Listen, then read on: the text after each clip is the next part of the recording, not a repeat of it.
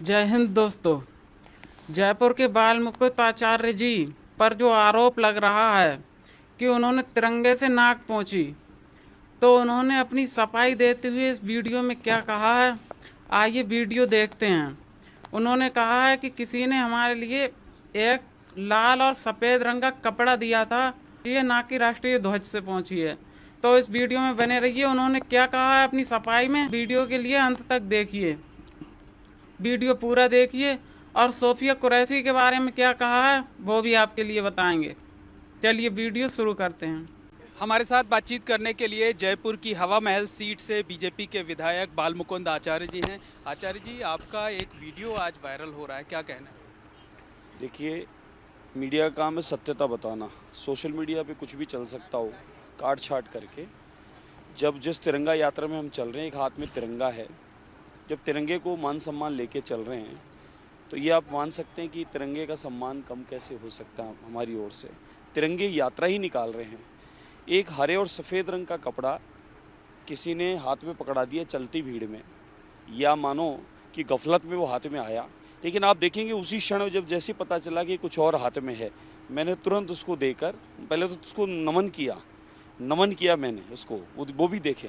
नमन करके मैंने सहयोगी को संभलाया, और एक कपड़ा और दूसरा था जो मैंने मांगा था, वो मुझे फिर मिला हाथों हाथ। इसलिए इस प्रकार के झूठे और षड्यंत्र रच के जो तिरंगा यात्रा सफल हुई है जयपुर की, इतिहास रचा है जयपुर के लोगों ने सैनिकों के सम्मान में, आदरणीय मोदी जी के नेतृत्व में जो ऑपरेशन सिंदूर सफल रहा, उसको इस प्रकार से वायुमंडल बना के और एक गलत चीज़ को पेश करना ये ठीक नहीं है। राजनीति आप करें, लेकिन राजनीति करने का एक तरीका होता है, इस तरीके से नहीं होता कि आप झूठे वीडियो बनाकर एक माहौल ख़राब करने का। अब आप कह रहे हैं वो राष्ट्रीय ध्वज नहीं था, 3 रंग का कपड़ा।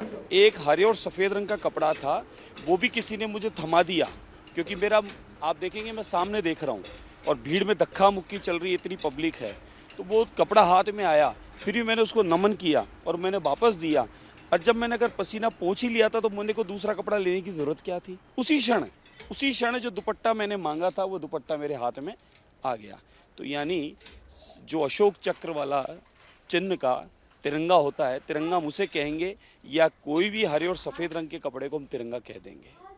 इसलिए इस प्रकार की मिथ्या फैलाना उचित नहीं है। अच्छा, आपके दूसरे हाथ में गदा थी, उसके पीछे क्या संदेश था? गदा तो देखिए, मैं बालाजी का पुजारी हूँ, हर शुभ कर्म में मैं अपने गदा को साथ रखता हूँ, और गदा मुझे उस कार्यक्रम में किसी ने गिफ्ट की थी, और गदा जो कार्यकर्ताओं ने मुझे गिफ्ट की थी, तो उन्होंने ये कहा था कि आप अपने साथ लेकर चलें, तो मैंने गदा हाथ में थामी हुई थी।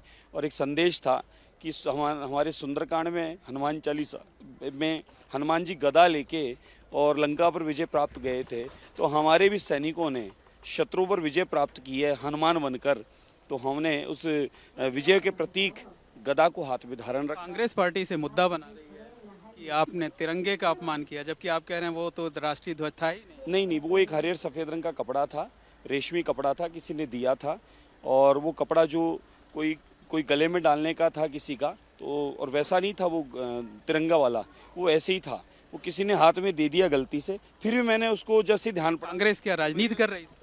इस पर राजनीति कर रही है, जो राजनीति करने का विषय नहीं है। एक्चुअली क्या है, आज जो तिरंगा यात्रा सफल हुई, ये उसका पेट दर्द है। एक अंतिम सवाल ये है कि मध्य प्रदेश के मंत्री विजय शाह जी ने जो बयान दिया था कर्नल सोफिया कुरैशी को लेके, आपका क्या कहना है उस मुद्दे में? मैं कर्नल सोफिया को और पूरी आर्मी को सैल्यूट मारता हूं, उनका सम्मान करता हूं, और ऑपरेशन सिंदूर सफल होने में हमारे मोदी जी के नेतृत्व में हमारी भारतीय सेनाओं का सबसे बड़ा योगदान है। मैं सैल्यूट करके उनका सम्मान करता हूं। बहुत बहुत धन्यवाद। तो ये हैं बाबा बाल मुकुंद आचार्य, जयपुर की हवा महल सीट से विधायक हैं। चैनल पर नए हैं तो सब्सक्राइब कीजिए और कमेंट बॉक्स में जय हिंद लिखिए।